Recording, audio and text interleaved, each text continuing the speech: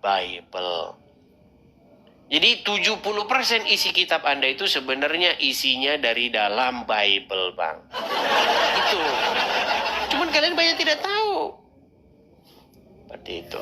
Kalau itu yang aku nggak setuju aku kalau itu.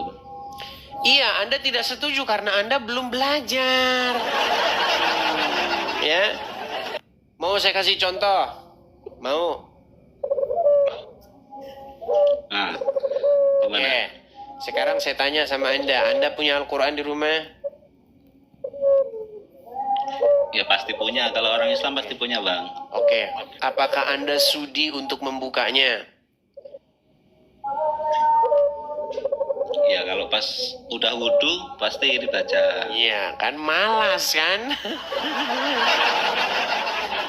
Bang, Malas, Bang. tidak Kita kan ada lagi tidak ada di dalam Quran kalau mau megang Quran harus wudhu. Nggak ada. Coba sebutkan Tapi di ayat mana umat yang Islam pasti berbunyi begini.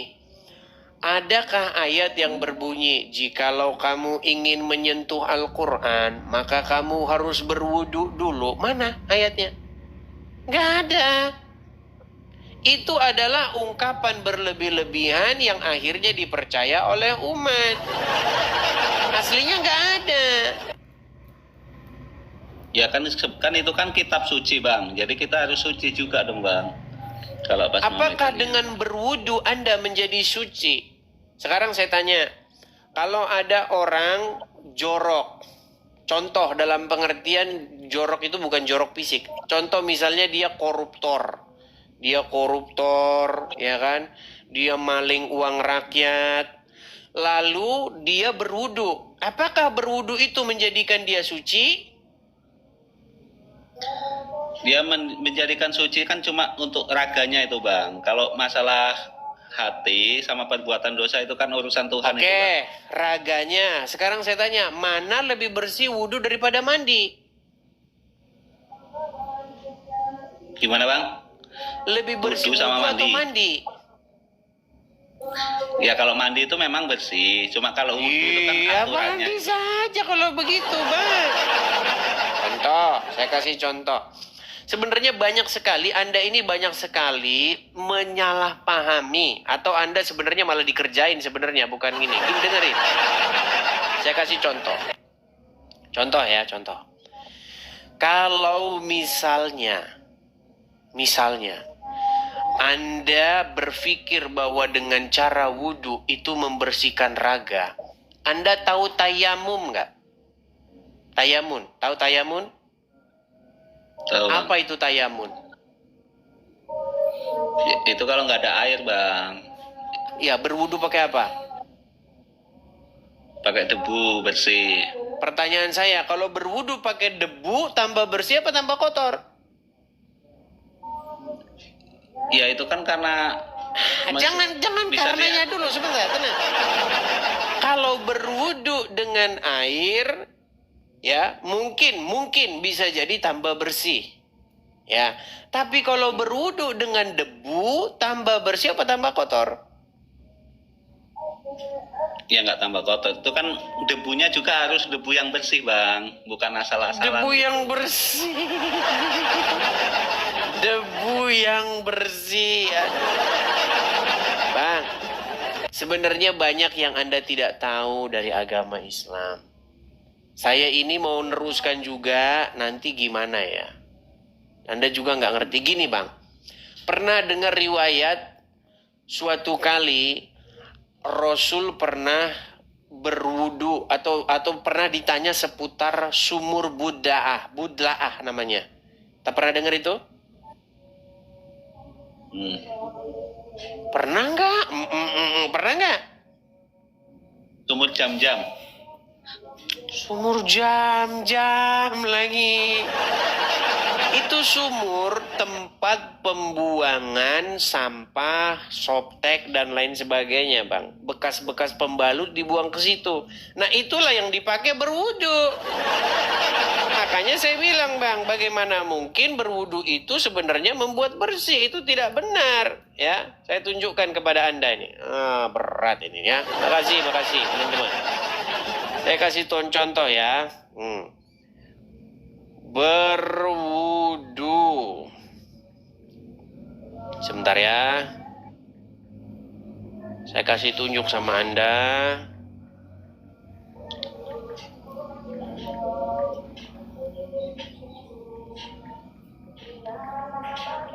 Biar Anda saya kasih tunjuk, Bang. Sebenarnya berwudu itu membersihkan atau bagaimana? Nih, saya kasih Anda hadisnya ya.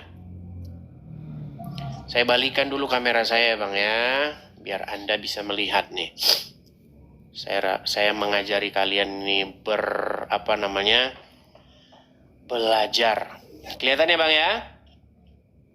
Ya. Ini hadisnya tentang sumur bid'ah ini bacanya ya. Saya bacakan ya, Bang ya. Ya, Bang. Kelihatan ya? Sunan An-Nasai ayat 324 telah menceritakan kepada kami Harun bin Abdullah, dia berkata, telah menceritakan kepada dan seterusnya dia berkata ya. Telah menceritakan kepada kami Muhammad dan seterusnya. Dari para sahabat nih ya.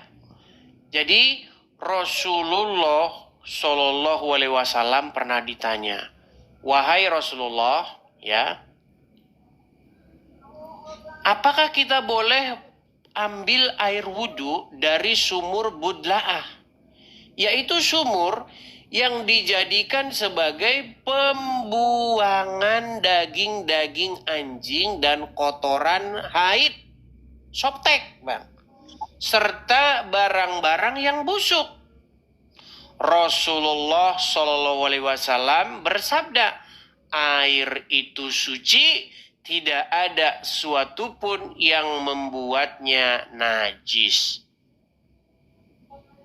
Nih, Bang, inilah sosok Muhammad yang kalian bangga-banggakan. Nah, jadi Bang, kalau ada air bekas-bekas pembuangan, bekas potong daging anjing, bekas soptek dan lain sebagainya, itu boleh kau pakai menjadi air wudhu. Betul. Sesuai dengan hadis, betul. Hah? Hadis riwayat siapa ini? Ini loh, Bang, Sunan An-Nasai nomor 324. Jangan bilang lagi hadis karangan Oten. Betul. Nih banyak, Bang, hadisnya ya.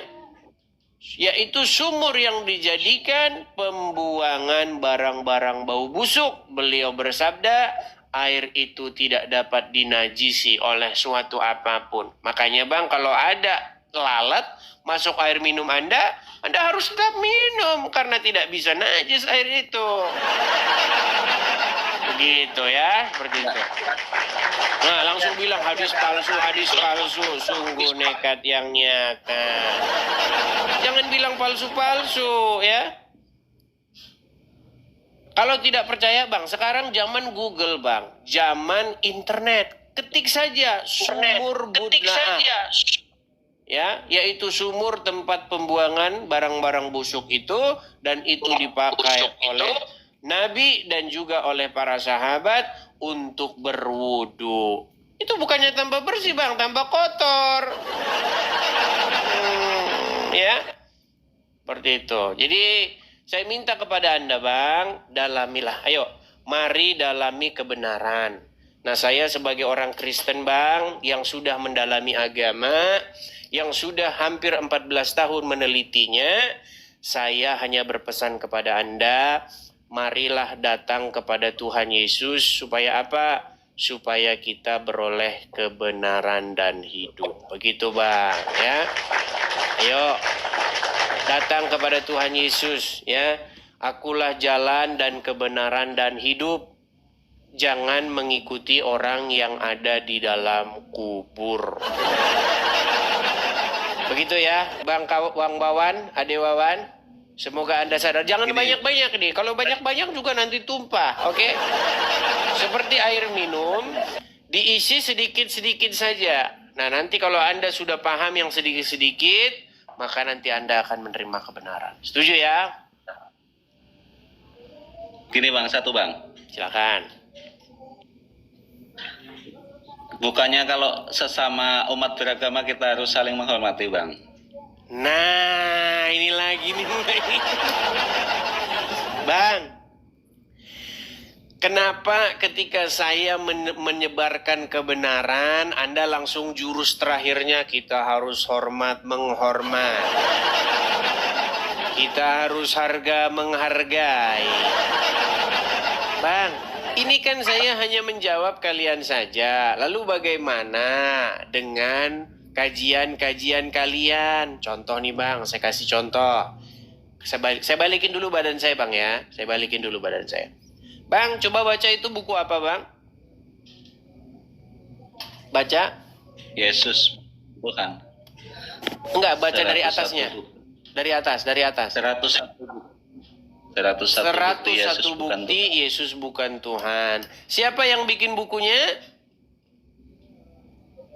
Nggak tahu, Bang. Haji Insan LS Mokoginta. Itu orang Islam, betul? Paling ya nggak tahu aku. Jangan paling, Bang. Anda dari dulu banyak paling-palingnya. Bang, itu buku. Oke, saya kasih tahu. Itu buku ditulis oleh orang Muslim. Kalau Muslim yang menulis 101 bukti Yesus bukan Tuhan, itu namanya dakwah, syiar agama. Tapi kalau orang Kristen bikin buku 101 bukti Muhammad bukan Nabi, itu namanya penistaan agama. Pasti Anda langsung berkata, marilah kita saling harga menghargai. Ya, repot kalau begini, ya. Memang di ajaran Islam memang harus kayak gitu, Bang. Lakum dinukum waliyadi. Iya, seharusnya begitu, Bang. Seharusnya lakum dinukum waliyadin. Seharusnya begitu. Tetapi yang dilakukan umat, bahkan didukung oleh banyak umat Muslim, kalau membahas agama Kristen, namanya syiar dan dakwah. Supaya orang-orang Kristen bertobat. Katanya begitu. Sekarang saya balik nih, supaya Anda bertaubat. Jangan mengikuti orang meninggal di dalam kubur. Ya. Jadi saya minta kepada Bang Wawan, cobalah kita jangan berstandar ganda, Bang Wawan. Anda boleh berdakwah, silakan berdakwah. Anda mau mendakwahi orang Kristen, silakan. Tetapi konsekuensinya saya juga harus boleh memberitakan kekristenan kepada Anda. Namanya impas. Yang penting apa? Yang penting tidak ada kekerasan. Begitu. Setuju? Ya. Iya. Oke. Oke, saya rasa itu saja dulu Bang Wawan ya. Kita kasih kesempatan kepada yang lain, oke? Oke, terima kasih. Saya turunkan Bang Wawan.